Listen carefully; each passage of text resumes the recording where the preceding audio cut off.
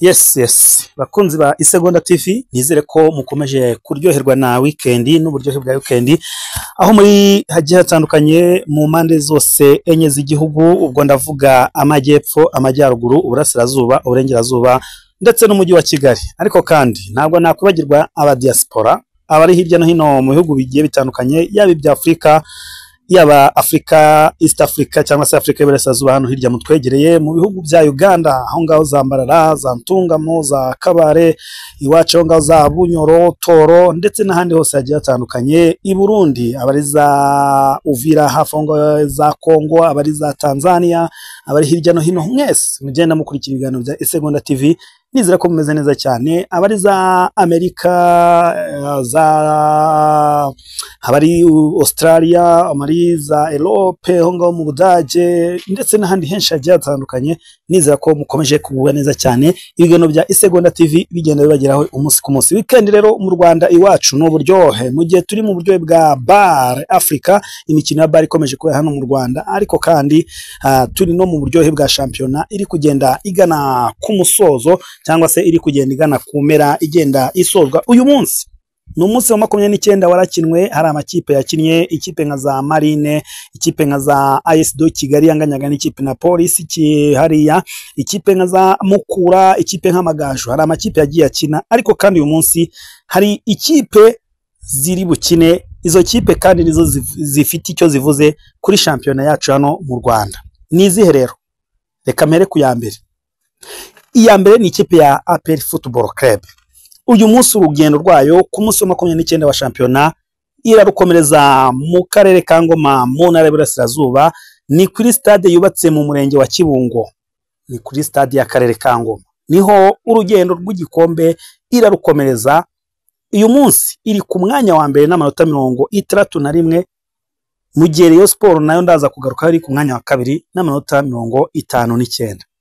Tugaruke kuri APR Football Club n'umutoza wayo Ndori, bamwita Mugisha Ndori. Uyu nguyu ni umutoza w'umusigire, mu cyongereza bakunze kwita interim coach.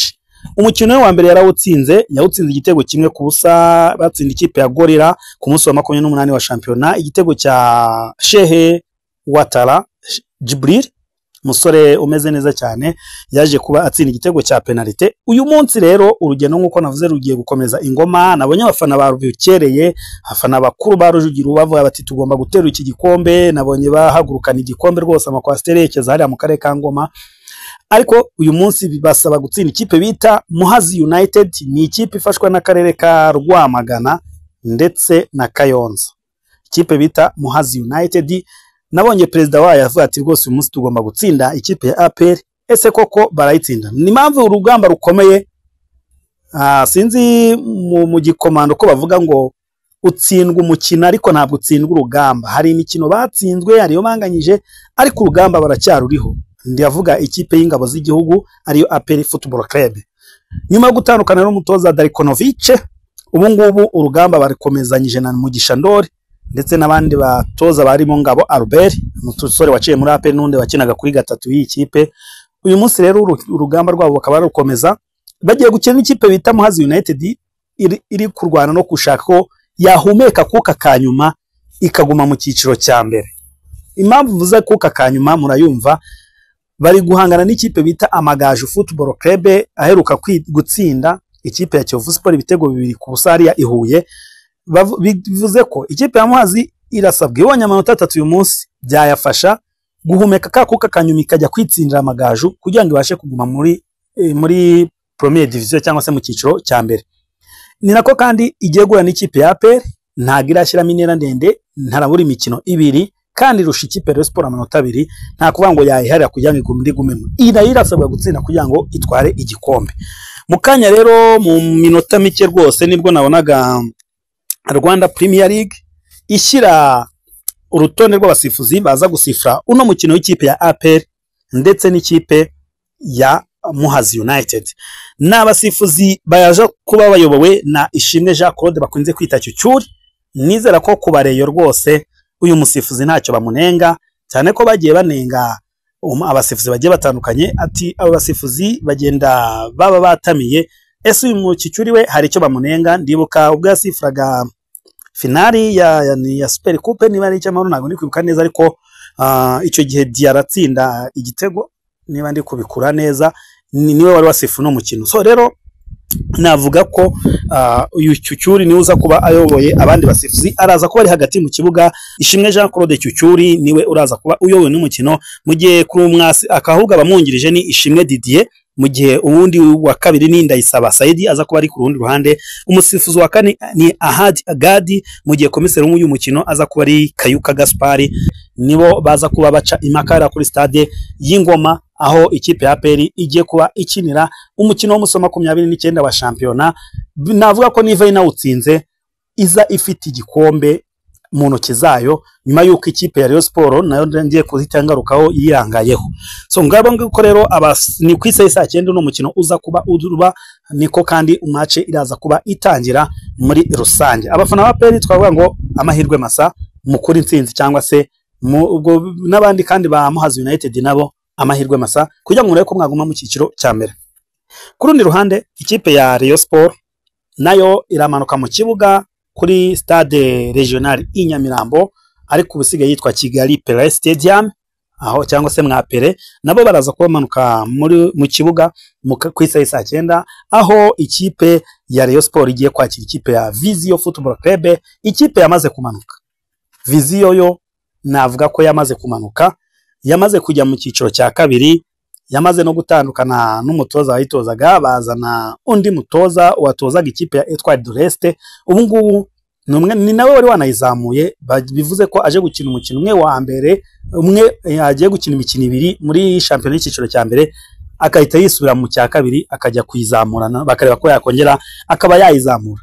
Vision nta byinshi nabivuga kuko yo yamaze kumanuka. Ahangaha probable win ya Rayon Sport nka 3-1 cyangwa 3-0. Rayon Sport rero igiye gukina nayo nyuma yo gutakaza mu Bugesera kuri match ya Bugesera mu munsi wa 28 wa shampiyona, ubwo batsindwaga ibitego 2-1 mu mukino wakinwe iminsi igera muri 5, nyuma yuko kuri 17 ikipe ya Bugesera yatsinze ibitego 2, hakaza kuba imvururu, umukino ugahagarara. Kuri 21 kwa gatatu rwose bakongera kugaruka mu kibuga bagatsinda igitego, Rayon Sport igatsinda 1 bikaba 2-1, banarekanamaga ko bimwe na penalty. Ariko kandi Rayon Sport nyuma yo gutakaza uno mukino navuga ko byayiciye intege abafana bayo ndetse n'ubuyobozi muri rusange bacitse intege, bavuga bati igikombe kiragiye. Ariko se koko twavuga ko kigiye? Uyu munsi barabireba ko babasha kugira kusubiza akuka abafana. No mukino uri bukinwe awikoro cyangwa se behind the closed door, umucyuma nta mufana uraburi muri stade, nyuma yuko Ferwafa bahanye ino kipe ya Sport, nyuma yuko abafana bayo bateraga amabuye muri stade ku Bugesera ku munsi wa 28 wa shampiyona. Ni bande rero bari buze kuyobora uno mukino, nyuma yuko Ngabo Songa Patrick bamubwiye bati rwose wowe uradutangiye igikombe. Uyu munsi bazanye nde? Umusifuzi wo hagati uraza kuba uyoboye abandi ni Rulisa Patience, niwe uraza kuba ari ayoboye abandi. Nibyo ni uraza kuba ayoboye abandi, mu gihe kandi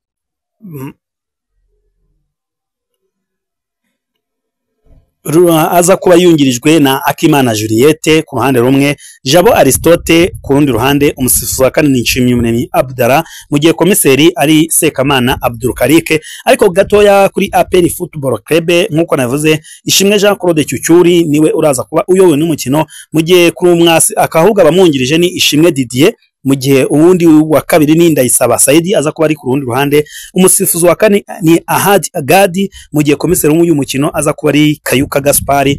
Ngayo nguko rero uko bimeze. Ese turategereza mukino wa mu munsi wa 30 uzahuza APR na Musanze ndetse na Rayon Sport na Gorilla, cyangwa se uyu munsi igikombe kirabona nyiracyo? No gutegereza tukareba. Isegonda TV niyo mpamvu natwe tuba tubabaye kugira ngo dukomeze tubane namwe muri ino mikino yacu. Nishimiye kongera kugaruka muri uno mwaka wa 2025, narimba kumbuye kandi ndabakunda cyane. Mukomeze mukore subscribe, like, comment, mutubwire ibyo mushaka tuba twongeramo, turabakunda cyane.